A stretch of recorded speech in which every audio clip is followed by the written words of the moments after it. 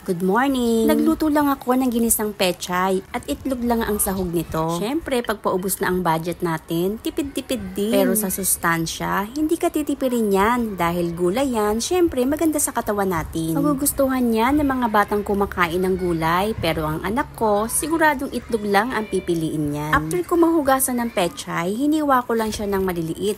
Medyo maninipis lang sa part na matigas. Mura ang pechay ngayon sa halagang 15 pesos. Medyo marami-rami na rin ito. Pagkatapos ko siya gayatin, inilagay ko lang sa isang lagayan. Tapos naman, lalagyan ko naman siya ng tubig na may asin. Ibabad ko lang muna siya ng ilang minuto. Ayan, sinama ko na rin yung kamatis para mahugasan siyang mabuti. Hiwain ko lang ang kamatis na medyo maliliit lang. Tapos, alisan ko na rin ang buto. 2 pirasong kamatis lang ang inilagay ko dahil konti lang ang pechay. So, marami na rin ito. Mas masarap kasi kapag maraming kamatis. Sa sibuyas, hiniwa ko lang siya ng pahaba. Medyo maninipis lang. At ilang piraso ng bawang. So, ayan, pinitpit ko muna siya para hindi mahirap alisan ng balat. Painit lang ako ng mantika at kapag mainit na, magigisa na ako ng bawang. Isabay ko na rin ang sibuyas at saka ang kamatis dahil malaki naman ng kawali. So, pwede na silang sabay-sabay. Halu-haluin lang para hindi dumikit or hindi masunog yung bawang. Dahil medyo malambot na rin ang kamatis, ilalagay ko na ngayon yung pechay. At syempre, yung pechay, hinugasan ko ulit dahil ibinabad ko iyan sa tubig na may asin. Halu-halo lang ulit pagkalagay ng pechay. Pagkatapos ko haluin, maglalagay naman ako ng tubig pero depende na sa inyo kung gaano karami ang isabaw ninyo kasi ako kaunti lang ako magsabaw. Naglagay rin ako ng asin at saka ng paminta. So, depende na sa inyo kung gaano karami ang gusto nyo. Pero kung gusto nyo rin ng patis, pwede rin naman ng patis. Gagamit lang ako ng 2 pirasong itlog. So, inilagay ko muna sa isang lagayan para mabati ko ito. Patihin ko lang mabuti at pagkatapos, ilalagay ko na rin siya sa pechay. Dahil half cook na itong pechay, so ilalagay ko naman ngayon yung itlog. Hayaan ko lang muna siyang kuluan. Hindi ko muna agad hinalo para yung itlog mayroong mga buo-buo. After 1 minute, haluin ko lang para maluto naman na yung ibang itlog. Sa gulay, depende na sa inyo kung gusto nyo medyo half cook lang or gusto nyo naman lutong-luto yung gulay. Ganyan lang kasimple ang pagluto ko ng ginisang pechay. Hindi masyadong magastos pero masarap. At dahil luto na yan, maghain na tayo. Thank you for watching. Please don't forget to subscribe.